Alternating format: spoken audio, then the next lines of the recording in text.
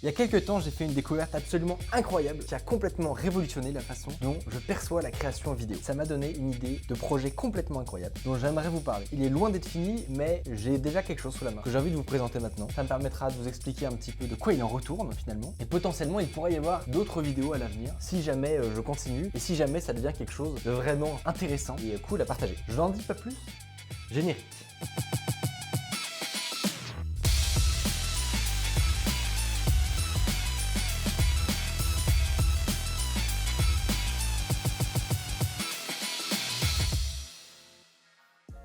Comme vous le savez peut-être, les créateurs de contenu, qu'ils soient vidéo, graphique, voire même audio, utilisent souvent la suite Adobe. Adobe étant une boîte qui fait une flopée de logiciels, dont les trois quarts on ne sait pas trop à quoi ça sert. Toujours est-il que beaucoup de gens travaillent là-dessus. Et mon monteur aussi, bien entendu.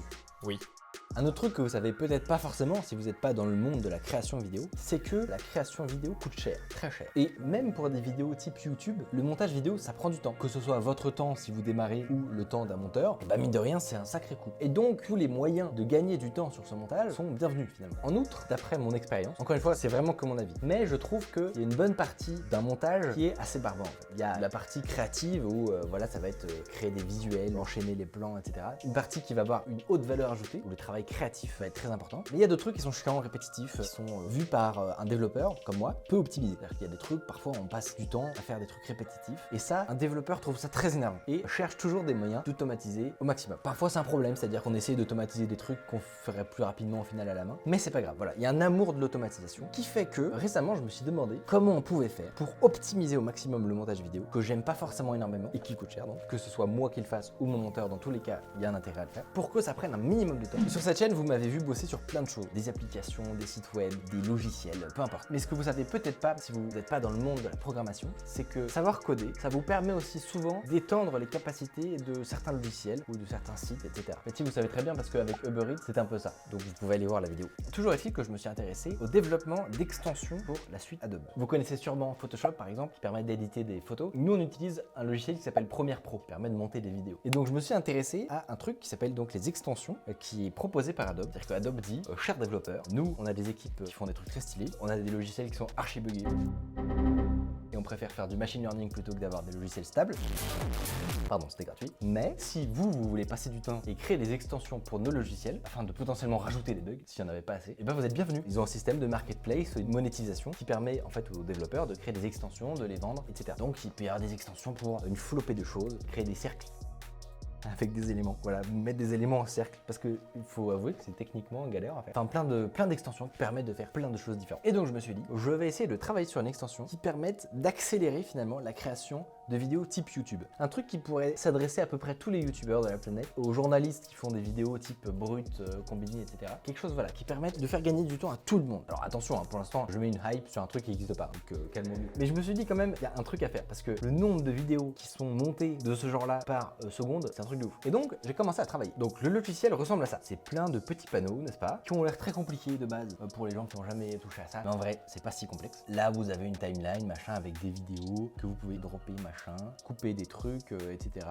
enlever des bouts, voilà. C'est un logiciel de montage tout à fait classique. Il y a des panneaux qui sont répartis un peu partout, qu'on peut bouger un peu comme on veut. Et en fait, une extension, ça peut prendre la forme d'un panneau comme ça. Et à l'intérieur, en réalité, c'est une page web. Ça, en fait, c'est une page web. Tous les monteurs qui ont utilisé des extensions, en fait, c'est des pages web. C'est-à-dire qu'il y a du code HTML à l'intérieur. C'est fou, non? Moi, j'ai complètement halluciné quand j'ai vu ça. C'est-à-dire que techniquement, si on veut, on peut charger un site à l'intérieur. Ah, vous voulez qu'on fasse ça? Ça peut être rigolo. Voilà, on a ma chaîne YouTube chargée à l'intérieur de Premiere. Pour que vous soyez sûr que je vous mytho pas. Et donc, pour les plus techniques d'entre vous qui seraient intéressés par les petits détails, ça utilise quelque chose qui s'appelle nw.js, qui est une alternative à un truc qui s'appelle Electron et qui permet, pour simplifier vraiment, de faire des genres de super pages web qui peuvent interagir avec le système d'exploitation. À la différence d'un site, il peut pas créer un fichier sur votre bureau. Encore, ce serait flippant. Si ça se produit, c'est qu'il y a un problème. En tout cas, installer un antivirus ou faire un truc. Mais donc, il existe des outils tels que celui-là qui permettent de faire un genre de pont entre les logiciels et les sites web. Ça permet de créer des sites web qui sont un peu comme des logiciels. D'ailleurs, ce genre de truc, comme Electron là, C'est assez drôle parce que c'est des sujets qui sont hyper clivants dans la communauté du développement que... Tout le monde s'en branle, moi le premier. Mais les développeurs savent qu'il y a des sujets comme ça qui divisent les communautés. Et je vais quand même vous donner des exemples parce que ça va vous faire marrer. Mais typiquement, l'application Spotify, en fait, c'est une page web. Ça utilise Electron. C'est comme un site. Discord, c'est pareil. Slack, c'est pareil aussi. Donc c'est un truc qui devient de plus en plus répandu parce qu'en fait, il y a des avantages qui sont que ça permet d'avoir un seul code sur différents systèmes d'exploitation. C'est du développement web, donc ça coûte moins cher que du développement natif. Et c'est un truc qui énerve pas mal les programmeurs boomers. Parce que dans toutes les communautés, il y a des boomers. Et chez les développeurs, il y en a aussi. Je dis ça en rigolant, bien entendu. Mais c'est vrai qu'il y a pas mal de problèmes avec ces technologies. Notamment, ça bouffe une RAM pas possible, comme Chrome. Voilà, le même de Chrome qui bouffe toute la RAM.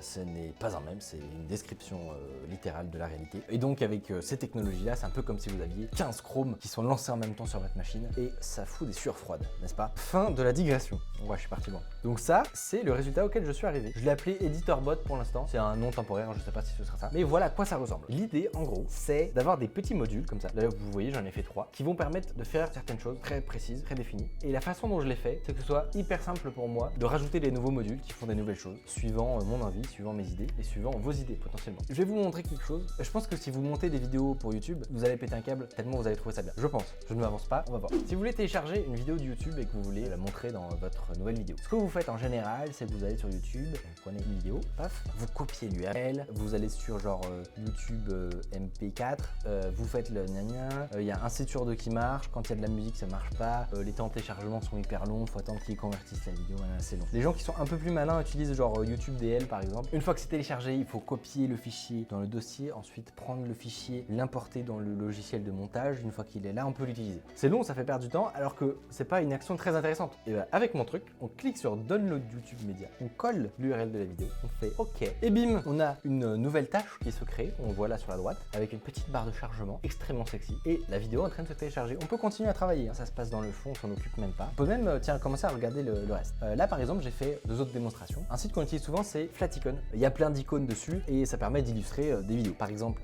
si j'écris Ghost, voilà, je vais avoir des images de fantômes que je peux directement réutiliser dans ma vidéo. Plutôt que d'avoir à aller sur le site, le draguer dans le bon dossier, je cherche mon truc là, je suis en train de faire mon montage, voilà, bim, je fais ma petite recherche, je clique sur ça, je veux celui-là, je veux celui-là, je peux même changer la couleur, parce que pourquoi pas après tout, hop, je change la couleur, je fais OK, une nouvelle tâche se crée, et voilà, c'est fini. Donc ça a téléchargé les images, ça les a directement importées dans le logiciel de montage, et vous pouvez voir que les images sont là, ça m'a bien changé la couleur, et je peux directement les prendre, les utiliser dans mon montage, sans aucun souci, parce que c'est pas merveilleux. Pendant ce temps-là, la vidéo continue de se télécharger, je vais vous montrer un autre truc, c'est Pixabay, c'est un équivalent des photos Shutterstock, des photos que vous pouvez acheter qui ont été prises par d'autres gens. Il y a ça aussi pour les vidéos d'ailleurs. Mettons, je veux illustrer ma vidéo avec une image.